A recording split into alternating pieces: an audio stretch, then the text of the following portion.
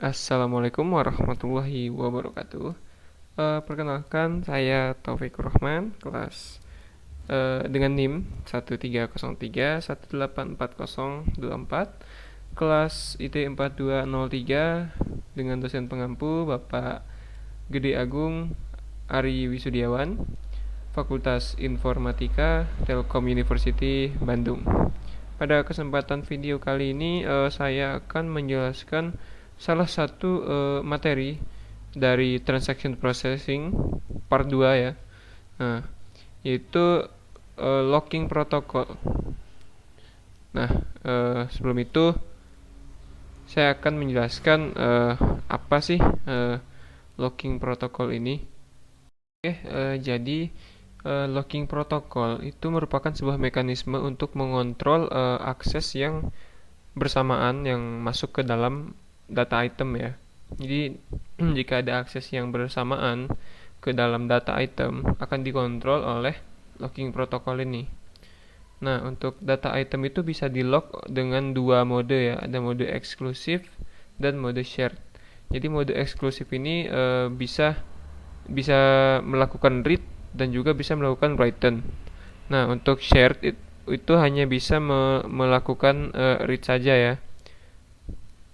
Terus di sini ada lock requests are made to the concurrency control manager by the programmer. Transaction can be proceed only after request is granted. Jadi ketika requestnya itu granted, baru sebuah transaksi itu baru bisa dijalankan. Nah, untuk locking protocol di sini ada lock compatibility matrixnya. Kecuali pertemuan S dengan S itu adalah false.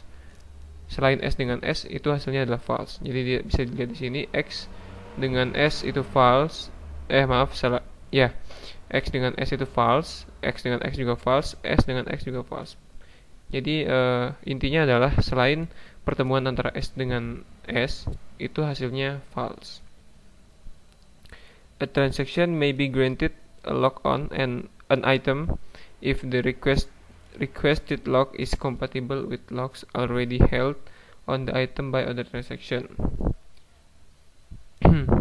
Terus di sini any number of transaction can hold shared locks on item. If a lock cannot be granted, the requesting transaction is made to wait till all incompatible locks held by other transaction have been released. Jadi jika lock ini tidak bisa di-granted, transaksinya tidak bisa di-granted, terus sudah membuat request untuk melakukan transaksi, tapi belum juga di-granted, maka transaksi tersebut harus menunggu ya sampai semua incompatible locks itu dilakukan, diselesaikan atau sudah dirilis. Lanjut. Nah, di sini ada contoh ya. Locking protocol is set of rules followed by all transaction while requesting and releasing locks. Locking protocol restrict the set of possible schedule. Jadi di sini ada lock X granted. Nah, sudah di granted, maka lock X bisa melakukan prosesnya itu read A di assign A min 50, lalu write A.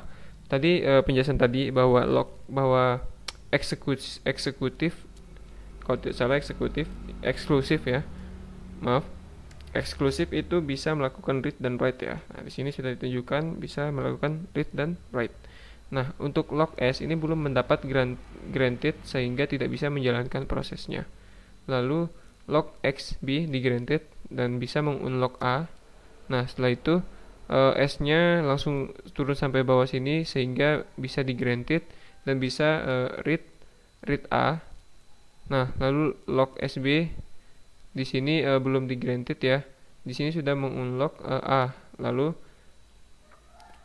read B, di sini read B, unlock B, lalu di granted, baru lock S ini bisa read, unlock A dengan read B, unlock B dan print A plus B. Lanjut. Nah, sama seperti contoh yang tadi itu ya, sama. Jika transaksinya belum di granted, maka belum bisa melakukan sebuah proses ya.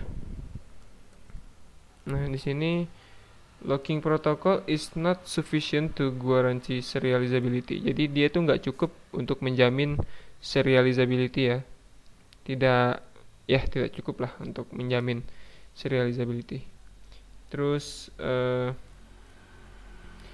the result of display A plus B could be wrong if there are other transaction which lock X A and write A after T transaksi 2 unlock A and before transaksi 2 display A plus B. Jadi di sini dikatakan bahwa hasil dari display A plus B itu bisa saja salah jika di sana itu ada transaksi lain, misalnya seperti lock XA dan write A setelah T transaksi 2. Jadi setelah transaksi 2 itu misalnya ada lock X dan write A, itu transaksinya bisa saja salah ya, seperti itu. Atau juga bisa ada lock XB dan write B setelah transaksi 2 unlock B dan before transaksi 2 display A plus B. Nah, bisa dilihat di contohnya ini.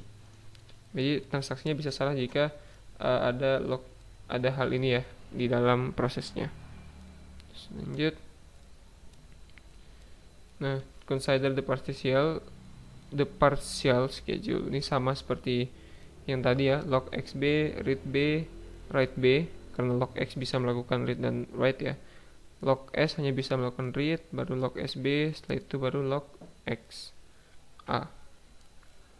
Neither T3 transaksi 3 dan transaksi 4 can make progress executing lock SB causes transaksi 4 to wait for transaksi 3 to release its lock on B. Jadi lock SB ini harus menunggu ya, T4 ini harus menunggu transaksi 3 untuk merilis lock on B nya. Such a situation is called a deadlock.